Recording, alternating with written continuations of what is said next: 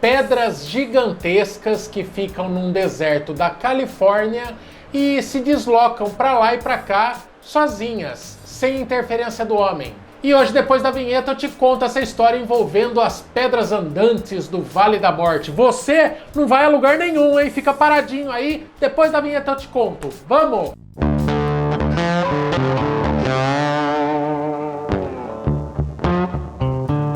Fala galera, eu sou o Maico, você tá na Liga dos Curiosos, esse canal que tá sempre trazendo conteúdo legal, diversificado pra você. Mas pra sempre ser avisado do nosso conteúdo, você tem que estar inscrito, menino, menina, e dar o curtir nesse vídeo pra fortalecer e espalhar a Liga pra mais gente, beleza? Hoje nós vamos falar sobre um mistério que demorou desde a década de 70 até poucos anos atrás para ser respondido. As pedras que andavam sozinho pelo Vale da Morte, na Califórnia. Tudo começou quando aventureiros estavam passando pelo Vale da Morte, o lugar mais quente dos Estados Unidos e um dos lugares mais quentes do mundo.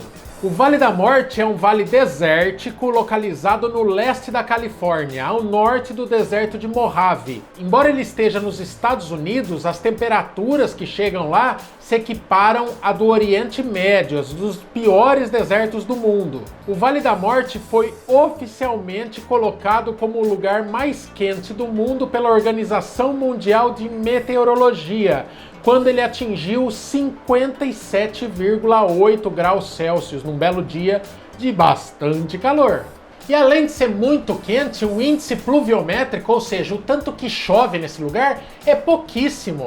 Essas temperaturas tão quentes tornaram o lugar um verdadeiro deserto de pessoas também. É impossível se morar nessa região dos Estados Unidos. A vegetação praticamente não existe também e só surge de vez em quando cai uma chuva muito rara naquela região. Quando cai uma chuvinha ou outra, acabam surgindo algumas manchas de flores, coisa que é muito raro de se ver. Mas vamos voltar para o mais interessante, que são as pedras que andam. O mistério começou muitas décadas atrás, quando aventureiros que estavam passeando ali pelo Deserto da Morte, um passeinho bem estranho, diga-se de passagem, mas eles encontraram pedras que tinham rastros, um caminho, como se elas tivessem sido arrastadas para o local lá onde elas foram encontradas. Só que com o passar dos anos e das décadas, as pessoas que passavam por lá percebiam que esses rastros mudavam de direção e mudavam até de quantidade. Algumas pedras andavam mais do que as outras e algumas pedras chegavam a ter 300 quilos. Só que o que aumentou o mistério ao longo do tempo é que as pedras realmente pareciam ter vida própria. Enquanto algumas caminhavam só alguns centímetros, outras percorriam centenas de metros e não tinha uma ligação direta com o peso da pedra. Enquanto pedras menores se deslocavam pouco, algumas pedras de até 300 quilos davam um maior rolê lá pelo deserto. Essas pedras, elas estão num lago que está seco ali. E essa marca, esse rastro, é deixado na lama. Então quando a lama seca, aquilo fica. E o rastro ia só aumentando. Só que não era uma movimentação perceptível a olho nu.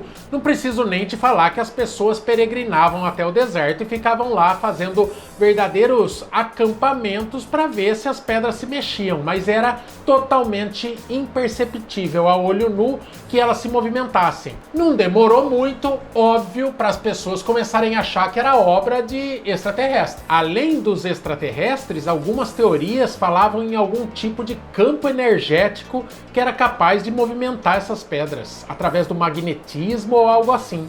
Em 1972, dois pesquisadores, o Bob Sharp e o Dwight Carey, iniciaram um monitoramento de cerca de 30 pedras. Só para você ter uma ideia, cada pedra foi batizada com um nome. Eles sabiam exatamente onde cada uma estava e o que estava acontecendo com cada uma delas. Elas foram observadas por 7 anos, mas nada de conclusivo foi encontrado e confirmado naquela ocasião. Eles chegaram a suspeitar que o vento poderia ter alguma ligação com a movimentação das pedras. Mas mesmo quando eles isolaram as pedras, fizeram barreiras contra o vento, elas continuavam mudando de lugar. Foi quando nos anos 2000, pesquisadores da Universidade da Califórnia começaram a achar que o fenômeno podia ter ligação com uma junção de fatores. Entre eles, a pouca chuva que caía no local, mas que caía de vez em quando, os ventos e quem sabe até as baixas temperaturas durante a noite com a formação de gelo. E foi aí que eles começaram a chegar na solução do problema. Embora apenas alguns centímetros de água chovam naquela região todos os anos, esses dois pesquisadores, eles descobriram que quando caía essa chuva, ela formava uma espécie de espelho d'água, ou seja, um laguinho bem rasinho que envolvia as pedras. Durante a noite, como em toda a região de deserto, a temperatura despenca, então o que é muito calor durante o dia fica muito frio durante a madrugada.